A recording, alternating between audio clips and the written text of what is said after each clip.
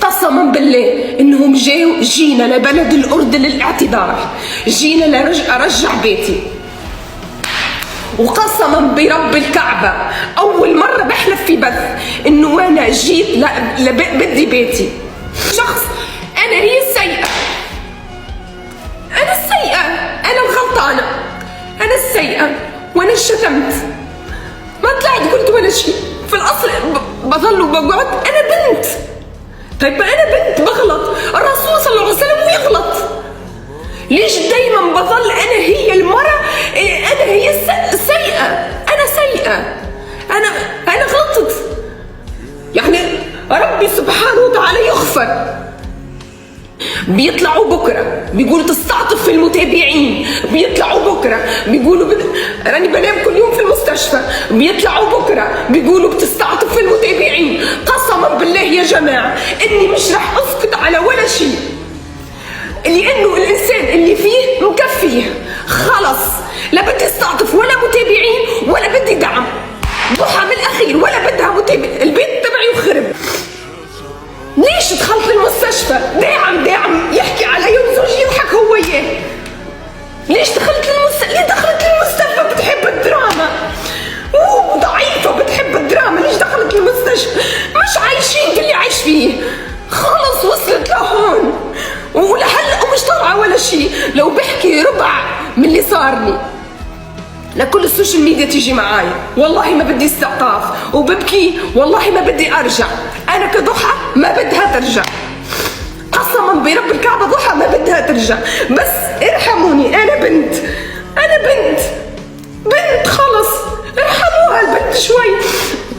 غلطت، انا السيئه يا جماعه بالله على ضحى قلتها، انا السيئه وانا في كل الغلط. شفتوا كل غلط العالم في ضحى، واللي بيجي يتزوجني مرة ثانية راني سيئة، راني كلبة مصاري وكل شيء. اللي بده يتزوجني أنا هذه هي ضحى. الناس بدهم، في ناس معينين بدهم ضحى تطلع صورتها هيها ضحى استعرفت. أنا سيئة. يطلعوا من يوم بكرة يقولوا بدنا نهددها. شو بدك تهدد؟ ماي مرتك طلع لها صورها مثلا. شو رحمة؟ ما اخذتش مهر، ما اخذتش كل شيء الحمد لله، وراضيه به الشيء هذا كله الحمد لله. يعني ولا همي مصاري ولا اخر مره، يعني من الاول احنا مش طالبين. احنا في تونس يعني صح ما ناخذوش مهر، لكن عندنا شيء اخرين. كتبت قانون تونسي 80 شخص.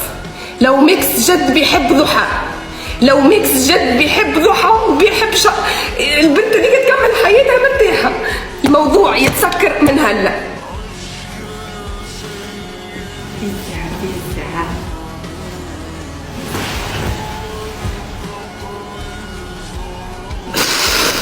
يسعدك صدق حبيبتي. شوفي مكتوب وانت باهيه وهو باهي، انت باهيه وهو باهي. اعطيني حاجه نمسح بها دمي. كيف مريم.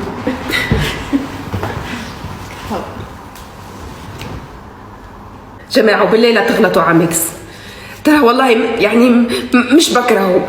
يعني لما بشوفكم تغلطوا على ميكس والله بحس، والله ما بحب تغلطوا عليه. قسما بالله ما تغلطوا على ميكس.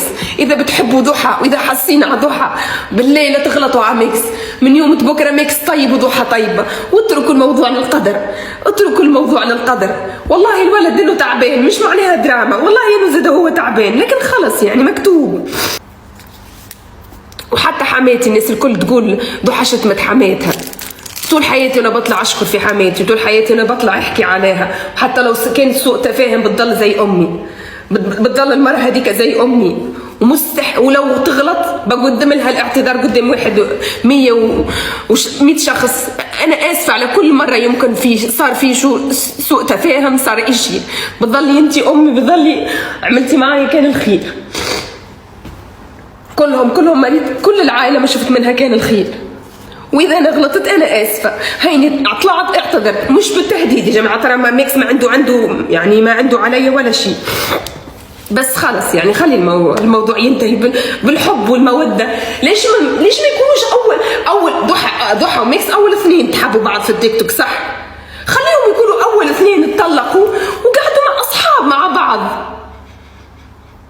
ما بحب تحبوا الصح، ما بحب ابعد عليه ميكس، خلونا اصحاب مع بعض، الطالق هم اللي تبعت فينا على بعض.